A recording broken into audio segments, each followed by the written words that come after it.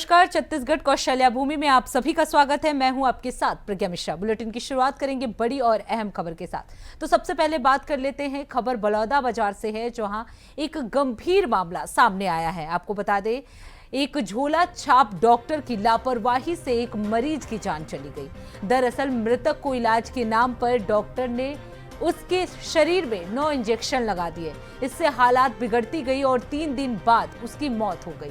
वहीं जांच में सामने आया कि डॉक्टर की डिग्री फर्जी है और छत्तीसगढ़ में उसका कोई रजिस्ट्रेशन नहीं है। परिजनों की शिकायत पर पुलिस ने आरोपी को गिरफ्तार कर न्यायिक रिमांड पर भेज दिया है। आपको बता दें, ये मामला न सिर्फ कानून बल्कि इंसानियत के भी खिलाफ है। पुलिस भी ऐसे झोला छाप डॉक्टरों के खिलाफ सख्त कार्रवाई कर रही है। तो डॉक्टर की लापरवाही से एक मरीज की जान चली गई, 3 दिन बाद मरीज की मौत हुई।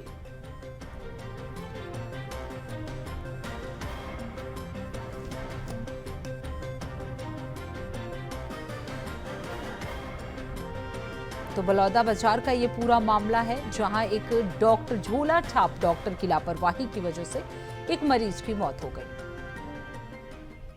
अर्जुंदा पुलिस के पास एक शिकायत दर्ज की गई थी कि जनबंधु, जो कि मोहल्ला मानपुर निवासी हैं, वे पाइल्स की समस्या से ग्रसित थे।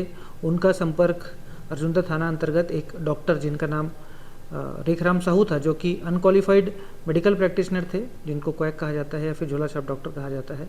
ऐसे व्यक्ति से उनका संपर्क हुआ और झोला छाप डॉक्टर ने यह बताया कि वो उनका पाइल्स का इलाज कर देंगे। इलाज के दौरान ही उन्होंने कुछ इंजेक्शन्स ऐसे लगाए जिनसे कि जनबंधु उनकी हालत बिगड़ती गई, उनकी हालत क्रिटिकल हो गई और उनका फाइनली एक भिलाई के मेडिकल हॉस्पिटल में उनका डेथ हो गया। डेथ होने के पश्चात पीड़ित परिवार पुलिस के संपर्क में आया। उन्होंने जो बातें बताई उसके हिसाब से पुलिस ने पूरी कार्रवाई करते हुए हॉस्पिटल से और अलग अलग मेडिकल बॉडी जो होती है उनसे राय लेते हुए इस पूरे प्रकरण में धारा 105 बीएनएस और मेडिकल हेल्थ की जो अलग अलग धाराएं होती हैं उसके अंतर्गत अपराध पंजीबद्ध किया गया है। आरोपी को अरेस्ट किया गया है, विवेचना जारी है। सर, इस तरह झोला छाप डॉक्टर से जो इलाज कराते हैं उनको किस तरह से लेना चाहिए? पुलिस लगातार लोगों को जागरूक करते रही है कि ऐसे डॉक्टरों के संपर्क में ना आए जो कि अनक्वालिफाइड हैं, जिनके पास ना ही डिग्री है और ना ही उनके पास कोई योग्यता है कि वो इस प्रकार से इलाज कर सकें। साथ ही साथ मेडिकल जो डिस्ट्रिक्ट की बॉडी होती है, इंडिया की बॉडी है मेडिकल काउंसिल ऑफ इंडिया, उनके द्वारा भी लगातार लोगों को जागरूक किया जाता है। और जब भी ऐसे प्रकरण आते हैं जिसमें लापरवाही पूर्वक या फिर किसी द्वारा गलत तरीके से इलाज किया गया है, उनमें जैसी ही कोई शिकायत आती है पुलिस उस पर कार्रवाई करती है। अब रुक कर लेते हैं अगली खबर की। शारदीय नवरात्र 22 सितंबर से प्रारंभ हो रही है। बलौदाबाजार नगर में लगभग 50 से अधिक दुर्गा उत्सव समिति के द्वारा नवरात्र का ये त्यौहार जो है हर्षोल्लास के साथ मनाया जाएगा। छत्तीसगढ़ में जावरा और ज्योति कलश का बहुत बड़ा महत्व है। भक्त 9 दिन तक मां दुर्गा की भक्ति में लीन रहते हैं और ज्योति कलश प्रज्वलित कर जावरा को बोकर मां दुर्गा से अपनी मनोकामना को पूर्ण करने के लिए कठिन उपासना कर पूजा पाठ पूरे ही विधि विधान से करते हैं। छत्तीसगढ़ में कोलकाता के कारीगरों की बनाई हुई मां दुर्गा की मूर्ति भी बहुत पसंद की जाती है।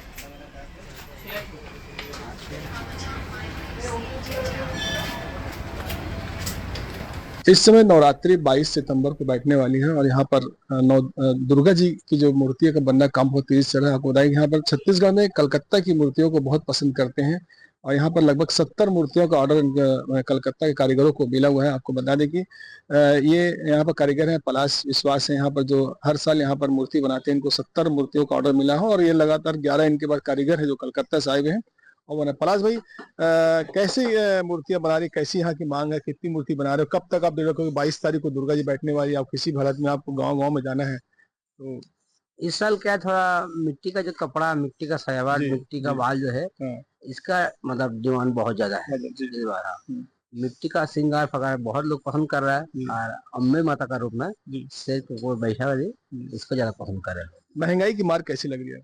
महंगाई के मार सामान का तो डबल हो गया है, आसमान छूने वजह से है। मूर्ति का रेट भी ठीक है, वो भी बड़ा है। सबसे बड़ी मूर्ति कितनी बड़ी बना रहे हैं आप? सबसे बड़ी मूर्ति 16 फीट का है। 16 फीट की मूर्ति है, मतलब उसकी कीमत कितनी है? जब वो कहाँ पर 1.5 लाख उसका कीमत है। वो बलौदाबाजार नया बस स्टैंड उसी के अंदर बनता है, वही बन रही माता। जैसे मिट्टी कहाँ से आती है आप लोग की सभी में? मिट्टी छत्तीसगढ़ का भी है हाँ। और कुछ हम लोग ट्रांसपोर्ट से कलकत्ता से मंगाते भी हैं। जी। ये पूरी पर्यावरण को नुकसान नहीं पहुंचाने मिट्टी, जैसे अपन विसर्जन के समय ये मिट्टियाँ पूरी गल जाएंगी आपकी, हाँ हाँ, वो एकदम पूरा पानी जाने के बाद तुरंत पूरा गल हाँ जाएंगी। तुरंत गल जाएगी। उसमें कोई गुंजाइश नहीं। आप लोग ये श्रृंगार करते हैं, ये श्रृंगार का जो सामान कहाँ से लाते हैं आप लोग? सिंगार का सामान छत्तीसगढ़ से लेते हैं हम्म, ज्यादा जी। और थोड़ा कलकत्ता से लाते हैं। यहाँ पर जो लोग आप लोग की कलकत्ता की मूर्तियों को बहुत पसंद करते हैं, तो ये जो आप जो पिक्चर जो बनाते हैं, मूर्तियां जो बनाते हैं, तो ये आप लोग पुस्तक देख के बनाते हैं, चित्र देख के बनाते हैं, या फिर वीडियोग्राफी बनाते हैं? चित्र देखकर हम लोग कभी बनाते हैं। जी। हम लोग को दिमाग के अंदर अंदर जो एल्बम है जी। उसको सोच सोच के ज्यादा बनाते हैं। हाँ। अच्छा श्रृंगार वाली मूर्ति कौन सी है आपके यहाँ पर देखने अच्छी लायक? सिंगर में देखने वाले इसी पर जिस तरह देखे एक वो रूप में है। जी आपको पगड़ी वाला रूप में महाराष्ट्र टाइप का है, जी एक खोपा टाइप का है जी। और एक जो षष्ठी मंदिर में बैठेगी वो भी है, नया बस स्टैंड का वो भी, बहुत अलग अलग रूप में इस बार बना है। देखिए, आपको बताएं कि पलाश भाई बता रहे हैं कि यहाँ की जो मूर्तियां जो एक से एक यहाँ पर जो समिति है, उस दुर्गोत्सव समिति के लोग यहाँ पर साफा वाली बनाए हैं, महाराष्ट्रियन लोग अलग बनाए हैं, और कुछ तेलुगु हैं, उनकी जो मूर्तियां उनकी अलग टाइप के, लगातार 7-8 किस्म की मूर्तियों को बनाया है। निश्चित ही कि नवरात्र यहाँ पर छत्तीसगढ़ बहुत ही उत्साह के साथ मनाया जाता है, और देवी का जो 9 दिन का जो यहाँ पर्व है बहुत ही हर्षोल्लास के साथ मनाया जाता है, और यहाँ के कलकत्ता के जो कारीगर जो मूर्ति बनाते हैं उनकी यहाँ पर बहुत मांग है। और निश्चित है कि यहाँ पर छत्तीसगढ़ में जो एक 9 दिन का जो धार्मिक जो वातावरण चलता है वो बहुत देखने लायक होता है। मैं इंडिया वाइज के लिए बुलाया से प्रदीप मिश्र। इस समय नवरात्रि। अब रुक कर लेते हैं अगली खबर की। खबर बलौदा बाजार से है, जहां राज्य शासन के निर्देश पर अपराध और असामाजिक गतिविधियों पर नकेल कसने के लिए पुलिस महानिदेशक निर्देश द्वारा निश्चय 2 अभियान चलाया जा रहा है। आपको बता दें, इस दौरान पुलिस ने 20 अलग अलग जगहों पर छापेमारी कर कार्रवाई की है और 16 किलो अवैध गांजा और अवैध शराब जब्त की गई है। साथ ही आरोपियों को भी गिरफ्तार कर लिया गया है। आपको बता दें, ऑपरेशन निश्चय के तहत आने वाले त्योहार में गांव में किसी भी प्रकार के अशांति व्यवस्था ना हो, नशे पे पूर्ण पाबंदी बनी रहे, इसके लिए पुलिस की संयुक्त टीम ने छापेमारी की कार्रवाई कर गांजा तस्कर को गिरफ्तार किया है। वहीं आरोपी से 16 किलो गांजा जब्त किया गया है। आरोपी के खिलाफ एनडीपीएस एक्ट के तहत कार्रवाई कर उसे न्यायिक हिरासत पर जेल भी भेज दिया गया है। तो आपको बता दें, बढ़ते अपराध के खिलाफ पुलिस प्रशासन की तरफ से ये कार्रवाई किया गया है। प्रशासन जो है वो पूरी तरह से अलर्ट है। आने वाले फेस्टिवल सीजन को लेकर पुलिस प्रशासन जो है वो पूरी तरह से अलर्ट मोड में नजर आ रही है, ताकि किसी तरह की कोई इस गतिविधि जो है जो राज्य को अशांत कर सके ऐसी ना हो, इसका पूरा ख्याल रखा जा रहा है। इसके लिए निश्चय 2 अभियान भी चलाया जा रहा है।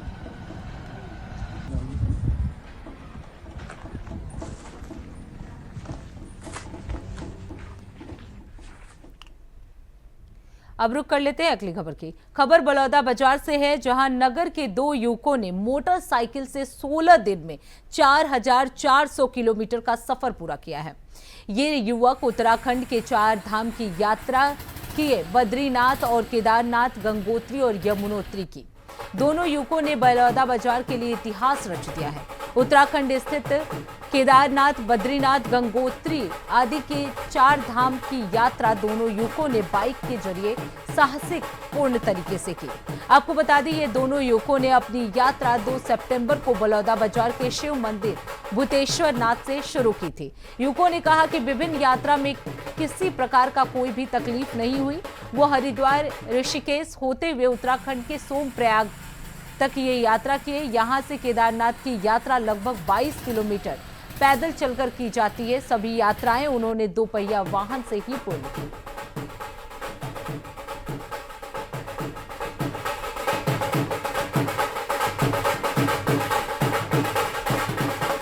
हम लोग यहाँ से 1 तारीख को 1 सितंबर को निकले थे और आज 17 सितंबर को हम वापस आए। लगभग 16 दिन की हमारी ये यात्रा थी और यहाँ से हम केदारनाथ, बद्रीनाथ, गंगोत्री और यमुनोत्री की समझिए आधी यात्रा, क्योंकि यमुनोत्री बंद होने के कारण दर्शन नहीं हो पाए। जैसे उत्तराखंड के 4 धामों की यात्रा करके हम वापस आए हैं। अनुभव बहुत ही अच्छा रहा। जैसे कि कहा जाता है कि जब हम 4 व्हीलर या ट्रेन से किसी भी यात्रा को करते तो हम पिक्चर देखते हैं, और जब हम 2 चक्के के वाहन से जाते तो हम उस पिक्चर के भाग होते हैं। तो हमको ये यात्रा ऐसी लगी कि हम उस पिक्चर में उस 4 धाम की यात्रा में खुद ही शामिल थे। बहुत अच्छा अनुभव रहा और मैं युवाओं से आग्रह करूंगा कि वो भी ऐसी साहसिक यात्रा के बारे में सोचें। अब रुक करते हैं अगली खबर की। खबर कोरबा से है, जहां कोयला खदान के विस्तार को लेकर ग्रामीणों ने जमकर बवाल काटा है। दरअसल ये मामला उस समय उग्र हो गया जब SECL के अधिकारी पुलिस और SDM कटघोरा के साथ कुसमुंडा पहुंचे और ग्रामीणों की खड़ी फसल पर बुलडोजर चलाना शुरू किया गया। दरअसल ग्रामीणों का कहना है कि बिना नोटिस के इस तरह की कार्रवाई की जा रही है। वहीं ग्रामीणों ने कार्रवाई करने आई टीम को घेर लिया और बुलडोजर की कार्रवाई पर विरोध करना शुरू कर दिया। साथ ही ग्रामीणों को मुआवजा देने की भी बात कही गई, लेकिन लोगों ने मुआवजा लेने से इनकार कर दिया। दरअसल ग्रामीणों का कहना है कि फसल कटने तक प्रशासन की तरफ से कोई कार्रवाई नहीं की जाए। साथ ही SECL प्रबंधन ये सुनिश्चित करे कि जिन लोगों की जमीन ली जा रही है उन्हें नौकरी भी दी जाएगी। इस बात को लेकर ग्रामीण और प्रबंधन के बीच कई दौर की वार्ता हुई, लेकिन नतीजा कुछ नहीं निकला। तो कोयला खदान विस्तार को लेकर ये बवाल जो है वो देखने को मिला है। खड़ी फसल पर बुलडोजर चलाया गया, जिसको लेकर ग्रामीणों ने जमकर विरोध प्रदर्शन किया और आई हुई टीम के साथ उन्होंने बहस शुरू कर दी और इस तरह की घटना जो है सामने आई।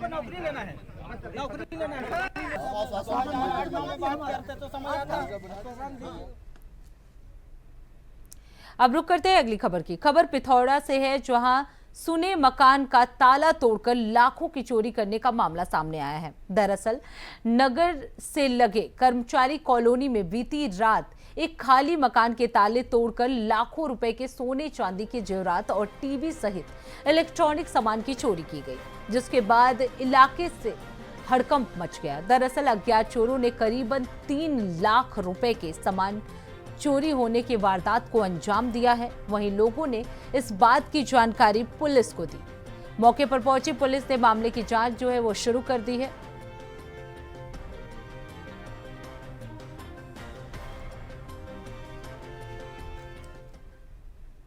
तो फिलहाल रुकते एक छोटे से ब्रेक के लिए। ब्रेक के बाद जल्द लौटेंगे। देखते रहिए इंडिया वॉइस। तो ब्रेक के बाद एक बार फिर आप सभी का स्वागत है। रुक कर लेते हैं खबरों की ओर। खबर अंबिकापुर से है, जहां प्रेमी की प्रताड़ना से तंग प्रेमिका ने फांसी लगाकर अपनी जान दे दी। वहीं परिजनों के मुताबिक मृतका का प्रेमी मनीष लंबे समय से फोन पर उसे गाली गलौज और धमकी देता था। घटना वाले दिन भी युवक का कॉल आया और विवाद के बाद युवती ने घर में ही फांसी लगा ली। परिजन जब युवती को अस्पताल लेकर पहुंचे तो डॉक्टरों ने युवती को मृत घोषित कर दिया। वहीं परिजनों का आरोप है कि प्रेमी की हरकतों से प्रेमिका बेहद परेशान हो चुकी थी, जिसके चलते फांसी लगाई गई। परिजन आरोपी युवक पर सख्त कार्रवाई की मांग कर रहे हैं और न्याय की गुहार लगा रहे हैं।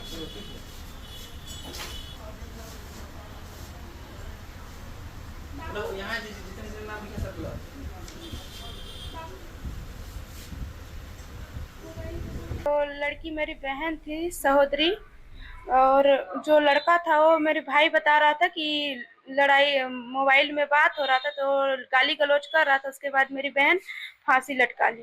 मेरे भाई बता रहा था कि ये ऐसी प्रताड़ित कर रहा था, गाली गलौज कर रहा था मोबाइल से। कितने दिन से कर रहा था? और सप्ताह 2 सप्ताह हो गया। उसका नाम मनीष था, उससे तो नहीं जानती था। हम लोग को कभी बताई ही नहीं। मेरी बहन डेथ हो गई है। मैं चाहती हूँ कि वो लड़का को भी सजा मिले। एक लड़का के पास बात कर रही थी, वो लड़का गाली गलौज किया था, तो उसके बाद ही ऐसा हुआ है। 1 हफ्ता बस वही गंदा गाली गलौज कर रहा था। क्या बोलता था? एकदम से गंदा गंदा बोलता था, तो एकदम प्रेम व्यवहार से नहीं बोलता है।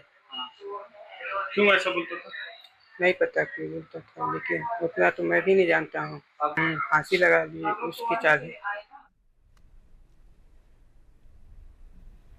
अब रुक कर लेते हैं अगली खबर की। छत्तीसगढ़ में 33 दिनों से NHM कर्मचारियों की हड़ताल जारी है। आपको बता दें, इसे लेकर स्वास्थ्य मंत्री श्याम बिहारी जायसवाल ने प्रेस कॉन्फ्रेंस की है। उन्होंने बताया कि कल हड़ताल समाप्त करने की सहमति बन गई। वहीं उन्होंने NHM कर्मचारियों की मांगों को लेकर भी जानकारी दी। उन्होंने कहा कि अगर वो काम पर नहीं लौटेंगे तो नई भर्ती होगी। वहीं श्याम बिहारी जायसवाल ने कहा कि कल हमारी उच्च स्तरीय बैठक हुई है जिसमें 1 महीने में 5 बार मैंने बात करने का प्रयास किया। उनकी 10 मांगों में से हमने 4 मांगे पूरी कर ली है। वहीं 3 मांगों के लिए कमेटी बनाई गई है और 3 मांगों पर उच्च स्तरीय बात करने का आश्वासन दिया गया है। वहीं उन्होंने कहा कि बैठक में हड़ताल समाप्त करने की पर सहमति बन गई है। जिनकी सेवा समाप्त की गई है हड़ताल समाप्त कर देते हैं, उन पर कार्रवाई नहीं होगी। आगे उन्होंने ये भी कहा कि मुझे आशा है कि कल वो हड़ताल खत्म कर काम पर वापस लौटेंगे। प्रेस वार्ता में आप सभी उपस्थित सम्मानित पत्रकार साथियों का, हमारे वरिष्ठ नेता आदरणीय भैयालाल राजवाड़ी जी का मैं हृदय से अभिनंदन स्वागत करता हूं। आज का प्रेस का विषय मुख्य रूप से जो 1 महीने से ऊपर हमारे प्रदेश के एनएचएम कर्मचारियों का जो हड़ताल चल रहा है उसको लेकर कल हमारी उच्च स्तरीय बैठक भी हुई है और 1 महीने की जो हड़ताल की अवधि है इसमें 5 बार कम से कम मैं वार्ता करने का प्रयास किया।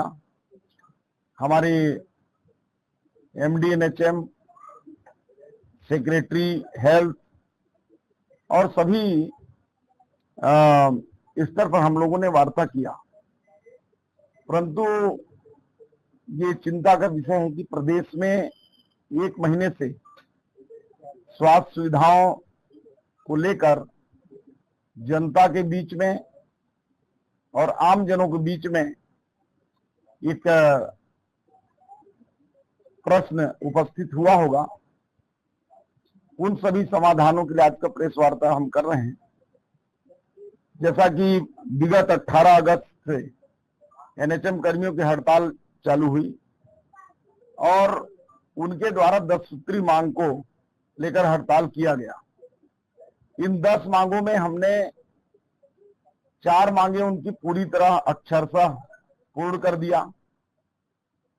3 मांगों के लिए कमेटी बना दिया और 3 मांगों को लेकर उच्च स्तर पर बात करेंगे, ऐसा बातचीत कहा गया। इसके बावजूद हड़ताल समाप्त नहीं हुआ, निरंतर स्वास्थ्य सुविधाएं बाधित होती। अब रुक करते हैं अगली खबर की। बिहार और मध्य प्रदेश के बाद अब छत्तीसगढ़ में भी वोटर लिस्ट के एसआईआर की तैयारियां तेज हो गई हैं। वहीं प्रदेश में 1 जनवरी 2026 से एसआईआर का काम शुरू होगा। राज्य के अलग अलग जिलों में 2003 की मतदाता सूची से 2025 की वोटर लिस्ट का मिलान जारी रहेगा। दरअसल कुछ दिनों पहले ही प्रदेश के बीएलओज और शिक्षकों को ट्रेनिंग दी गई। वहीं साल 2003 की वोटर लिस्ट का साल 2025 की मतदाता सूची से मिलान जारी है। इसके लिए रायपुर के दीनदयाल ऑडिटोरियम में 50 से ज्यादा शिक्षकों को मतदाता सूची के मिलान प्रक्रिया में लगाया गया है। साथ ही इस तरह की फर्जी वोटर्स भी पहचान की जाएंगी। इस दौरान गृह मंत्री विजय शर्मा ने कहा कि जांच क्या चल रही है मुझे नहीं मालूम, ये चुनाव आयोग का मामला है, इसमें कवर्धा की मतदाता सूची का भी एसआईआर होना चाहिए, मैं खुद इसे मांग करूंगा। उन्होंने पूर्व मंत्री मोहम्मद अकबर पर आरोप लगाते हुए कहा कि अकबर ने अपने लोगों को यहां कवर्धा में घुसाया है। तो आपको बता दें वोटर लिस्ट के एसआईआर पर यह मामला गर्मा गया है। राज्य के में 1 जनवरी 2026 से एसआईआर जो है वो शुरू किया जाएगा। विजय शर्मा ने एसआईआर के मुद्दे को लेकर कवर्धा के एक मंत्री पर भी गंभीर आरोप लगाए हैं।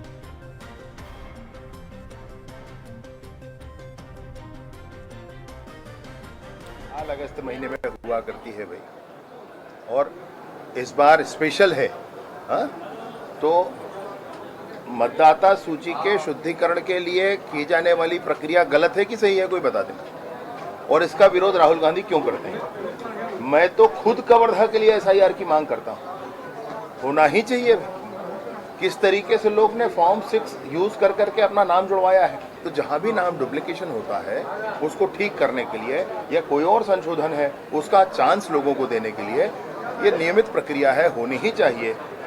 और ये सघन पुनरीक्षण का कार्य इस बार जो किया जा रहा है वो बहुत अच्छा है।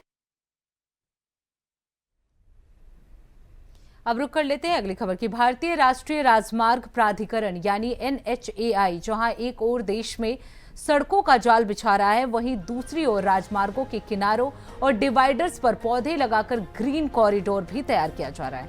भारतीय राष्ट्रीय राजमार्ग प्राधिकरण ने एक पेड़ मां के नाम 2.0 अभियान के तहत इस साल छत्तीसगढ़ में राष्ट्रीय राजमार्गों के किनारों और डिवाइडर्स पर 2,71,000 से ज्यादा पौधे लगाकर नया कीर्तिमान स्थापित किया है। राष्ट्रीय राजमार्गों के विस्तार के साथ साथ प्राधिकरण उन्हें ग्रीन कॉरिडोर में भी बदल रहा है। मुख्यमंत्री विष्णुदेव साय ने कहा कि प्रधानमंत्री नरेंद्र मोदी के मार्गदर्शन में एक पेड़ मां के नाम 2.0 अभियान छत्तीसगढ़ में हरियाली, स्वच्छता और पर्यावरण संरक्षण की नई दिशा दे रहा है। राष्ट्रीय राजमार्गों पर 2,71,000 से अधिक पौधे रोपित होना इस बात का प्रमाण है कि सड़क निर्माण केवल विकास का आधारशिला नहीं, बल्कि भावी पीढ़ियों के लिए स्वच्छ वायु और हरित जीवन का भी संकल्प है।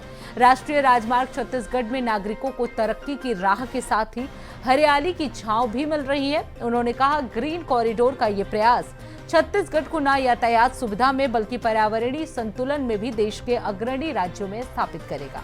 उल्लेखनीय है कि छत्तीसगढ़ के राष्ट्रीय राजमार्गों में भारतीय राष्ट्रीय राजमार्ग प्राधिकरण प्रधानमंत्री नरेंद्र मोदी के महत्वाकांक्षी एक पेड़ मां के नाम 2.0 अभियान के अंतर्गत इस साल निर्धारित लक्ष्य से अधिक वृक्षारोपण किया है।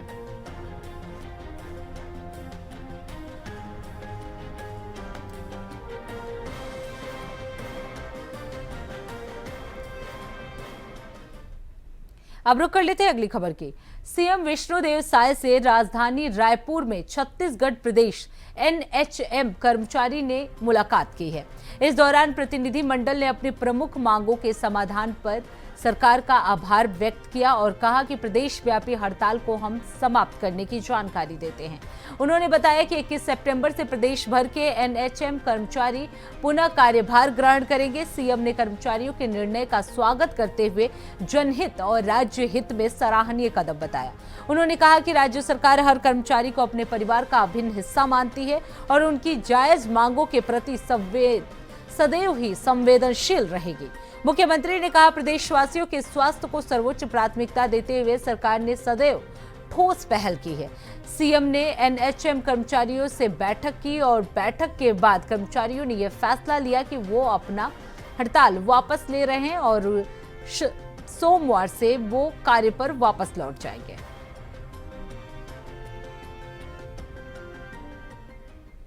तो फिलहाल छत्तीसगढ़ कौशल्या भूमि में बस इतना ही। देश दुनिया की तमाम बड़ी खबरों के लिए देखते रहिए इंडिया वॉइस। तब तक के लिए नमस्कार।